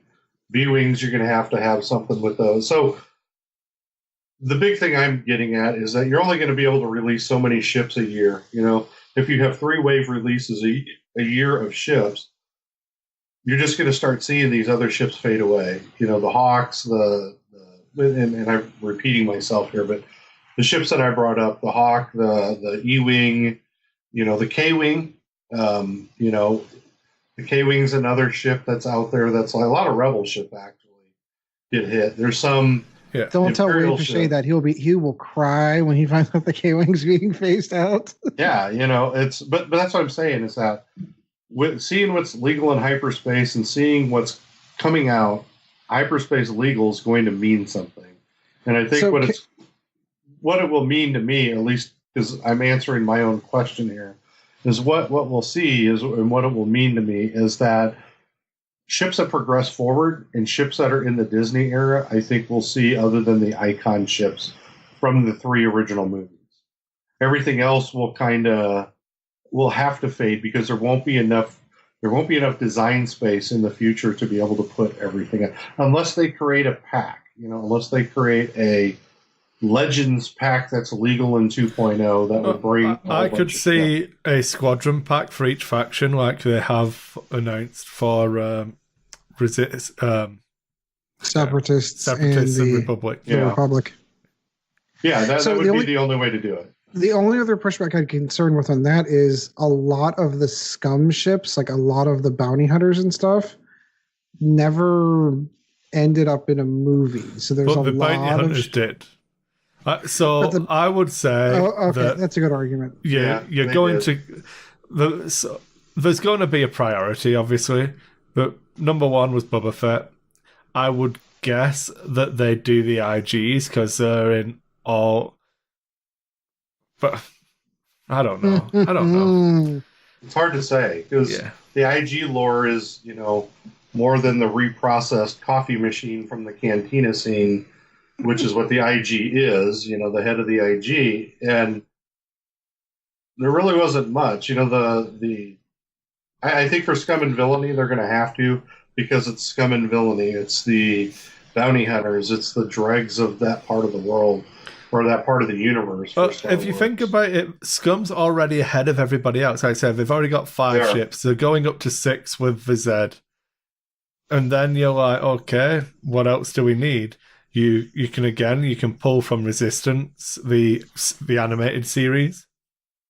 For that, there is a lot of scope for Scum to get new stuff that we've not seen that is actually canon, but I don't know. I think and you're gonna have a whole Scum movie built with the Mandalorian when that series comes out. Yeah, that's true too. I have to admit, I wouldn't mind them just doing more factions and keeping it at, go to 12 factions and keep it at 7 ships a faction. I don't care. Just do what you want, man. Yeah. As long as they keep the game fun and have multiple viable options. Right. No, I'm with you there. That's the key to me in this, is keep the game fun. Don't make it so that it's so complicated, that you have to put hundreds of hours in practice to be able to be competitive. Make it so you can pick some ships up and, finish in the middle of the pack and not have to know every single card that's out. Like Ed was saying earlier, people would talk about upgrades, and then you're reaching across and, hey, can I look at that every time? Because you're not in tune with every card. And as you get older, I'll be 50 next year. So as I get older, I don't want to put that much time into cards. I want to put more time into flying and having fun with my friends than I do trying to learn the damn thing, to such a depth that, that every tiny little strategy has to be understood. I want to push ships around the table, maybe win some dice, get lucky, that type of thing. Yep. But really, it's just re-engaging with the community and having fun. I'm just super excited for, by the time, really what this is, what this point thing is really a wave 3 meta, not necessarily a wave 1, wave 2. It's really what the wave 3 meta is going to look like in February for the most part. And I'm really excited by the idea of 7 factions. Yeah. Like, that is just so exciting to me. Depth in a game is great. As long as the factions are balanced, that's going to be a key to most of it. Because if it's Scum only, so if every tournament you go to and the top 8 is 95% Scum, we're back in the same boat we were. But the good thing is they have a balancing mechanic. I was just going to say that even if something like that were to happen, they'd be able to quickly hotfix that and go, "Ooh, Boba's way too cheap. We need to bump him up a few points and eliminate this particular combo or that combo." Yep. Yeah, it's a good way to do it. So it's a healthy way to play your game. I know the competitive players are reading the list and they are seething. Mm-hmm. Seething. And I get it. But it's because they're so used to the bastardization of the game that happened at the end, that's my opinion, by the way. I think the game fell to a unstable point, and to where you can blame it all on the Phantom, really. That's the start of it. If you really want to boil it down to everything that went wrong with X-Wing 1.0, the Phantom is what went wrong with X-Wing 1.0. Yep. And everything else was a rebalancing act after that ship released. Well, it was that. It was Dash. It was, when you really start down the rabbit hole, it was Dash. And it was, these TIE fighters that could just do miraculous things that came out later. Right, but all of that was in response. So follow the order of operations on it. So Whisper comes out. Whisper basically dominates the meta. So Fat Han comes around, and turrets had been in the game since the beginning. Yep. All of a sudden, Fat Han's winning. So now they come up with TLTs, and aces can't compete. So then you've got auto thrusters. Now aces are in the lead, and nobody else can compete. Now you've got bombs and missiles and U-boats that are blowing them out of the water. Like you really can honestly trace down how 1.0 began to break down with the existence of that one ship in the meta. Right. No, I agree. It's fully, I mean, I loved it. The chain of evidence does fall back to the Phantom at the end of the day, and that was wave 4. Wave 4. You think about it, the game started to break down in wave 4, and then it broke down again when they fixed munitions. Yes. And then it went even further down the rabbit hole. Because they overcompensated with munitions, I think. Right. And then the ships that they put out there that could use munitions were just gross. You have a pilot skill 3 ship with an EPT out there, and you could put 3 of them on the field with massive torpedo, just a massive alpha strike that can knock. Would just point and click and shoot. Like you didn't have to fly it really. Whatever's in front of you, that's what's getting the torpedoes. Right, or you go with the token side with that ship, because that ship there, I think, was the final straw for me in the game of X-Wing. When the U-boats came out and you had Dangaroo, where you just couldn't do a damn thing to Dangar pretty much by the, for Manaroo just protected Dang, and you didn't even have to fly Manaroo anywhere near anything going on the board. It was as close to a one ship meta as we ever saw in X-Wing. Right. Because it was like, Manaroo was there, but if you couldn't get her off the board, Dengar would wipe you completely off the board. And I do such an annoyingness. And I do understand when that meta existed, we still saw the E-Wing at the final table of worlds. And, I get that. I understand that. But that is in the hands of a really good player. Correct. Was Nathan Idy or was that? Well, it was Kevin Lentz first, and then Nathan Idy was second. And that's the thing that I looked at is that you could compete against U-boats, but then last year when you look at what won last year, the last Worlds, and you had give credit to Simeon though. That was such a cool list. But you mean when Kane and Fenn won Worlds? Oh wait, it didn't, did it? The sky wasn't actually falling all along. No. That's gonna be easily one of my favorite moments from first edition ever. Was watching his dad run over to him, and he's like, no, wait, he gets a reroll. Wait. Okay, all right, now you can come and hug me. Yeah. That is easily one of my favorite moments from first edition. And that's the whole point, is that, to me, X-Wing has always been a 3-season game. It's always been, you see the 3 seasons, the store championship season would have these build up to all these lists, and what made it worse, and I hate to, I'm not knocking Lyle or Bob on this, but List Juggler really made the world of this just so bad, because you get everybody wanting to play these high-level archetypes, and so you'd have that store championship season, and then you would get the new FAQ where they changed a few things here and there, and then you have the regional season, which has pretty much the same ships with a few added that are at the high tables every time. And then you go to Worlds, and Worlds is a different animal because it's a tournament that's high pressure, and who to be honest, what American had ever heard of Simeon before he played in that final? To be honest, very few.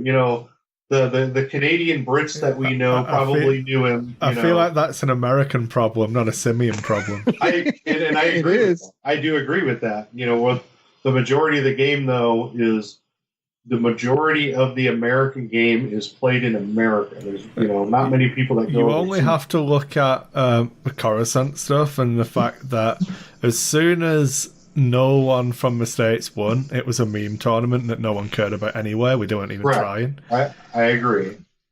I'm with you on that. And then you sit there and say, well, the list that won, that was. Because in Europe, the lists seemingly were different than the lists from the United States. But you remember on our old show, like we would have those folks from overseas, and one of the questions ultimately we always end up asking was like, well, what's the meta like? Like what kind of lists are you playing against?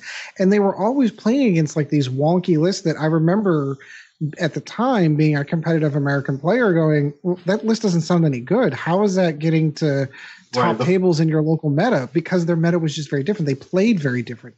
Right. And it actually proved itself out after the Paul Heber string, where you had the different champions coming from overseas, which changed, I think, the way that Americans view the game of X-Wing from that point on. I hope it did. It was, and in fact, if you really get down to it, Paul Heber potentially, in my opinion, should have lost to Morgan the year before his third one or whatever it was. That was his second. Because I'm trying to remember how. Let me see if I remember. Dallas. It was Dallas. Dallas was 13.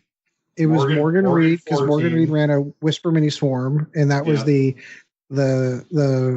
the 3 straight of fame that he literally eyeballed in a quarter an inch. Oh, I still remember every detail of that game. It was so cool. And then the last one was the Nathan Idy win. Correct. Yeah. So, but when you look at it, after that, it's just been Europeans dominating world. You know, because if I'm not mistaken, I know Nathan Eady made it again, and Kevin Lentz made it, but wasn't last year's 2 European players? Yep. Well, was the last 3 because you had the guy, you had the one from. I'm talking about where both players. I'm just talking about where both players were from Europe. Oh yeah, no, the last one was both European players. No, you're absolutely right. And you look at the lists that are making these finals. You know, yeah, Nathan Eady against Paul was there was a Cornhorn something else list. But Kevin Cornhorn, A-Wing. Oh, yeah. And then the next one was Kevin Lentz with Cornhorn. Yeah, Poe. It was It was Rebel Regen. And then Kevin Lentz did the same thing with Rebel Regen again.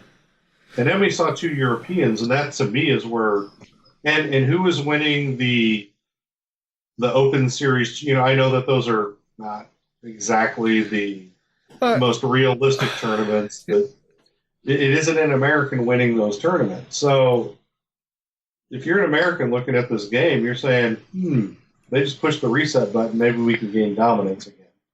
Well, I feel like there's less options now. So one thing that I personally think North America does really, really well, but potentially to its detriment, is focus too heavily on what I'm going to say we, but I don't mean we as in the 3 of us. I mean we as in the podcasts.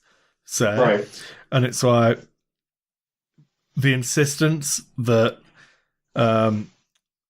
Kane and Fenn was the best list, and it's backed up by statistics, and there's an incorrect way of interpreting the statistics where by telling everyone that you should play it means it turns up more, which means everyone thinks it's good, which means we talk about it because everyone thinks it's good, and it makes it cuts because everyone's playing it. But if 100% of the lists in an event are a thing, it will make the cut.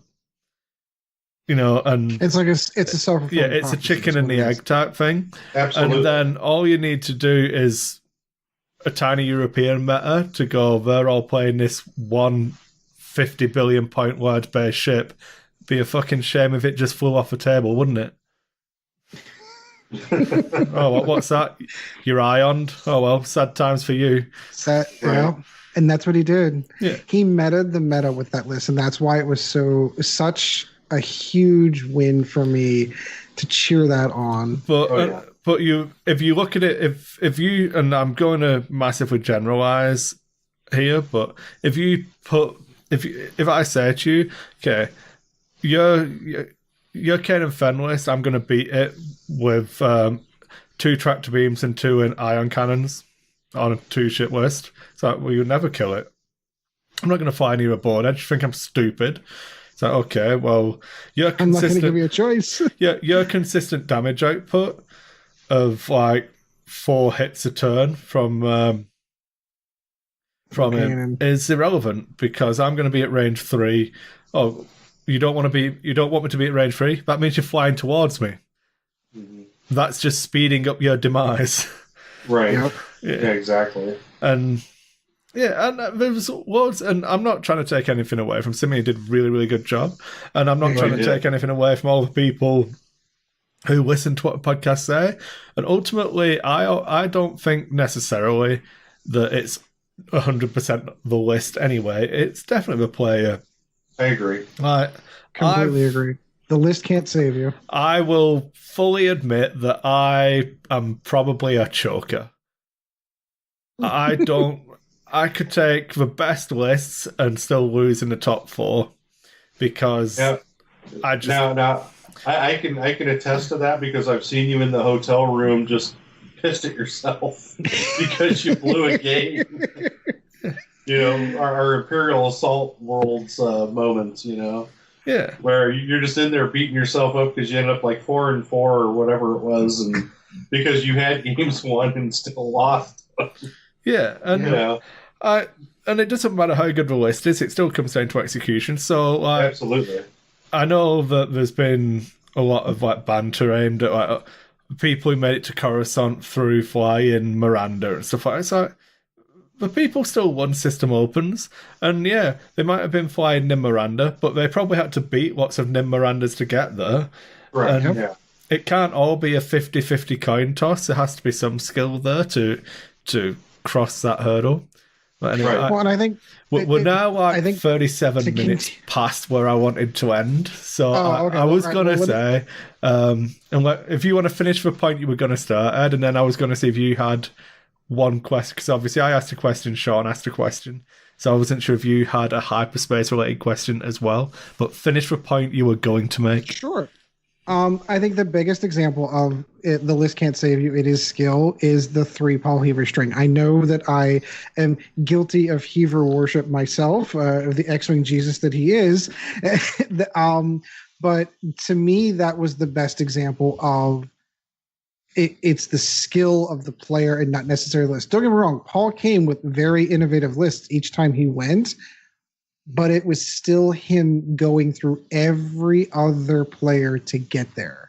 Right. So I still genuinely believe that it is skill. I think the list can help. I think a good quality list takes an average player to an above average player, but it doesn't put them on that top tier. You need the skill and the list, and in that combination, it's deadly. The only other question... So I'm just going to come in. I want to close your point because I have a good follow-up to this. I've always found that all of these meta lists that the podcast talk about are actually a symptom of the regionals dice being valued as money, because it encourages people to not give a fuck about actually trying to win. It's about making the cut to make profit from your event. And that mentality is what spoiled a lot of X-Wing in general and really shut down a lot of the innovation and the fun of the game for me, was that it didn't become about wanting to win and you wanting to be the winner. It was your list that you won with. It was about, well, I made the cut at 5 regionals this year, so I sold each set of dice for $100. It cost me $20 to enter each event, so I'm $400 in profit. And I'm also awesome because I look at all these dice.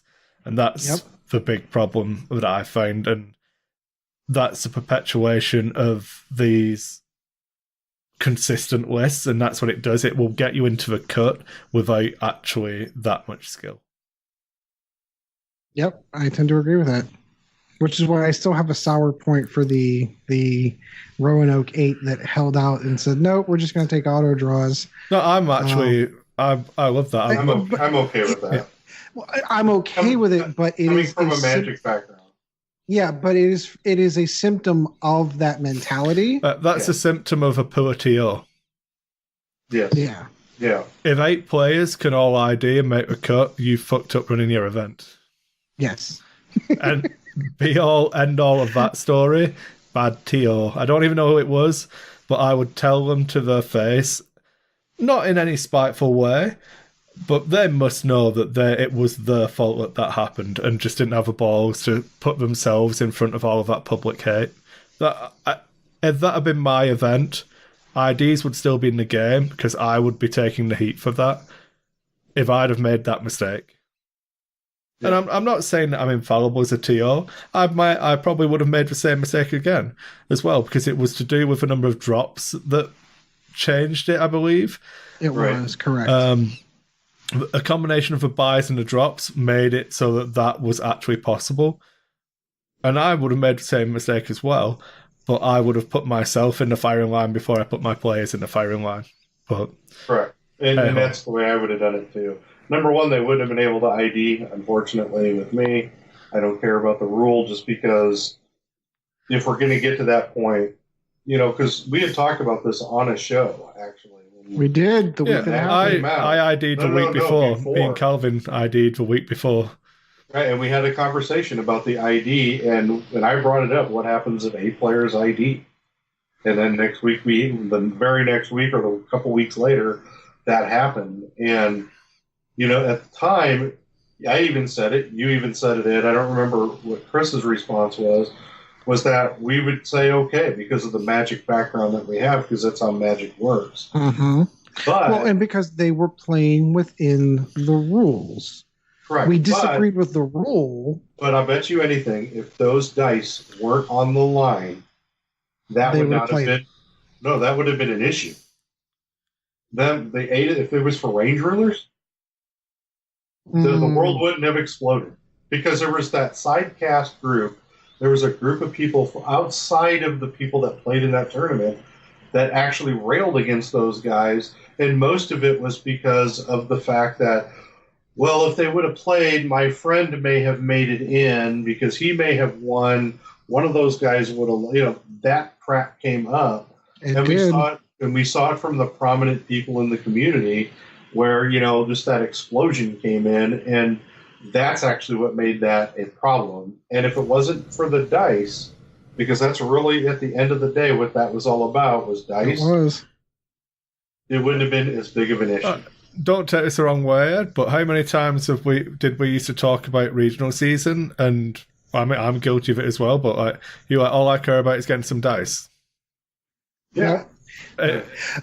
But again, I again go back to a previous statement that I made in this show, which is I still own all the stuff that. I'm not. No. But you're right. For me, it was a matter of I wanted the dice because the dice are cool. I didn't want the dice to sell them and make money off the event. But I don't want to try to demonize people that do that either. If that is how you enjoy your hobby, that is how you fund it, that is your way of. I have no right to tell you how to enjoy your game. That's why I really, really liked when they did challenge coins, and they were the big prize because everyone hated them because they weren't worth money. No. It's not that they hated the challenge coins. I'll tell you why I hated challenge coins. I know why this is. I already know where this is going. Because when you get the guys that show up and they're using them as fucking shield tokens. But that's so baller. That was the only way. I understand why they do it. I get that. It's just, it's being a TO at an event or even playing against those guys in an event, and it's because at the time it was a Sheer No Whisper list or something like that where they were winning like crazy. And, this is a podcast group of people that did this, and across the country you saw this. It was just the attitude. It wasn't it was really just an attitude issue to me where, I'm throwing it in these guys' face because I got this stack of challenge coins. I get it. I have no problem with them doing that. But it's the attitude that comes from it, but it's represented by the damn challenge coins. I thought the challenge coins were really cool.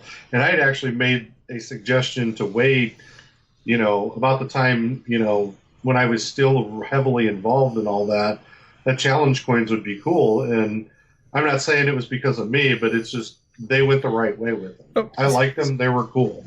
People did that to try and give value to them. You'd be surprised how many people saw that and then bought challenge coins. I agree. I agree. I'm not saying that the people did it to make money. I'm sure the people did it because they thought it'd be funny. And I have no problem with them doing that. But they did it to instill some value in themselves to a challenge coin. And I'm sure I must have mentioned this millions of times now on the various podcasts. But I used to play competitive Warhammer Fantasy, and we entered those events for a fucking printed out certificate, not even an official one that they'd made themselves. And one of the things I do now for my events is Golden Distribution. Phil's an awesome rep. He's the head salesperson at Golden, and he got in these trophies, and it's actually a cardboard construction kit of build your own trophy, and on the front it says you're a winner. And that's what I give out to everyone now at the events. You're a winner. I had someone that did something very similar. We had a local guy here that ran a lot of the 40K events. He's since retired from doing it, but he used to work with wood, and he would make these wooden trophies that said first place, second place, third place, and they'd have a Warhammer picture on it, and it was laminated. It was really kind of cool. I used to have those stacked up in my garage for winning events like that. That was really cool. Like to me, like you said, for 40K, I didn't play because there was no money. Yeah. You weren't making any cash on it. It was just to play. But to have those little things kind of in my garage, that was really kind of cool. So the two things, since we're on challenge coins for just a second, one of the things I really wish that they had done was establish some type of gentleman's agreement. Because the idea behind a challenge coin, I know, Sean, you were in the U.S. military, so you know this. I don't know if the U.K. did this or not. I don't know my UK sure military. But the idea was that if you beat somebody with a challenge coin, you got the challenge coin. And I really had wished that there was some type of gentleman's agreement that if you had someone that had stacked up shields on their Shirnu and you beat them, at the end of the game, it would have been tradition. You won the challenge coin. Here's a challenge coin. Yeah. That would have been more sportsman to me. Do you know what I mean? Yeah. It's a challenge coin's about being the cock of the walk. Right, exactly. Whoever has the most, the highest level, most powerful challenge coin is the guy that doesn't have to buy the round of drinks at the bar. That's the concept of the challenge coin in the military. It's also prestige. There's some prestige to it too. I don't have many. I didn't get any when I was in, but I've gotten them since my job is related to that. And so the other point that I wanted to touch on was Bling has kind of been part of the game since the first Wave 1 store kits came out. So the very first exposure that I had to anything outside of my local gaming environment was the first regionals I went to. And I remember the first person that I played had all acrylic focus tokens. Those were the dark green, all acrylic focus tokens. And I went, wow, those are cool. I want those. Yeah. And to me, it was always it was spinner rims on the Cadillac kind of thing. Do you know what I mean? Like you didn't need them to play the game. It was just a prestige level. So whenever you played against another player that had all the alt art cards and all the acrylic tokens, you know that guy had played some games. You knew that he had won some games. He had won those tokens. Now it's a completely different thing because people are selling them on eBay. But in those early kind of days, it was. Wow, he's got acrylic the first acrylic dark acrylic range rulers or the first wave of acrylic target locks. Like, wow, he must be a good player. The target locks they're pretty nice. I use those. Yeah. Okay, let's reel this back in, guys. We'll reel it back into Ed's This is question. the most competitive you're ever going to hear us talk because we don't talk like this in the normal show. Well, this is where we do this. This is where we do this. All right, Ed, what's your question? If you had to take a guess, when Hyperspace events start, they start what, in January, correct? I think they start in March or April. I'm not 100%. Okay, so we will be in Wave 3. So we will have 7, by that point in time, we will have 7 factions in the game. If you had to take a guess now, what do you think you'll be flying competitively in those events if you were to attend? If it's me, it's either Rebels or the 3 Hyperspace. Because I latch on and I just stick with it. Yeah, no, I tend to do the same thing. It's repetition for me. I got to have the repetition. I will never fly a Fen. I will never fly the Boba Fen combo. Not because I don't think it's not. It's not because I can't fly the damn Fen route. It's too difficult for me and my problem is that the way my brain works is I fixate on ships that have a 1 straight. So a ship that has a 1 straight allows me to control movement more because the way that I see the board. I don't see the board like everybody else does. I don't see it in the rule of 11. I don't see it in that. I see it in how can I control my movement. Like B-Wings are great for me because I get a 1 straight and I can stress to do a 1 turn. The change in fire spray, why fire sprays are so good to me, for me, is they went to a 1 turn where they didn't have it before. Now, the only ship I've ever flown that doesn't have a 1, the 2 ships I've flown that doesn't have a 1 turn that I've flown competitively are the Decimators, because they didn't have a 1 turn, they had a 1 bank, and X-Wing. Everything else, I've never flown competitively TIE fighters. I've tried interceptors, and every time I do it, I just screw it up badly. The one ship I can fly okay is A-Wings, because there's a little bit of give with A-Wings and because you can put so many of them on the board. I've never won games with them, but I've So I played know we with said we weren't going to talk about points, but you can fly 5 loaded resistance A-wings, Sean. I know. That may happen. that may be a list that creeps in there at some point in time. Alex Davey will be happy with that. Yeah, it's when and I have a story for another day, but about A-wings and me. But I think it'll either be some and Falcons, but the Falcons, see, they changed the dial on the Falcon, so the Falcon no longer has a 1 turn. Yeah. So that changes me being able to fly the Falcon. Because my list is everybody, I love ORSs. And especially since they changed them, they gave them They get the all big the boy shields. pants on now. But I'm not going to be able to fly them very well. And so for me, it'll probably be if they come out. So if it happens, if robots come out, I'll probably be flying robots competitively till the end of time. If not, it'll probably be the 3 fire sprays. And then if I can come up with something else from another faction where I get 1 turns and 1 straights, probably try to fly them. Yeah. Resistance No. A-wing. How about you, Chris? So the easy answer is obviously still Bubba Fenn and something. I was playing around with... I've nearly run it against you tonight if we'd have played that game. I was thinking about Bubba, Fenn, and Lando in the escape craft for some coordinate actions. Feels like it would be a pretty good list. You can get all 4 of those in the same list? Yeah, you can have... So it's Lando in the escape pod, not in the Falcon. Okay. I thought you meant Lando and the... No, Lando in. Yeah. Gotcha. Yeah, so he still gets his rerolls. It basically makes it an Initiative 4 escape pod. Leaves you enough points for decent upgrades and a bid, but you get coordinate on Fenn or on Bubba, so you Which can is super cool. Yeah. So maybe that, but I can see it getting a little bit boring. I've been flying it for so long previously, and I might want to change. First Order looks pretty sweet. Yeah, they do, don't they? 94 points for Kylo Ren is pretty good. I mean, he's only 82, but you're going to put Supernatural on him, so... Oh, yeah, no, of course, absolutely. And then it looks like, without upgrades, you can easily fit Kylo, Quick Draw, and Midnight. Yep. So, yeah, that seemed pretty good. That sounds pretty good. And then the A-Wings. I'm going to fly resistance. And Rey, 80 points for Rey. You can... I know. Rey, Finn, and Rose is less than 100 points. Which is stupid. Which is the dream combo.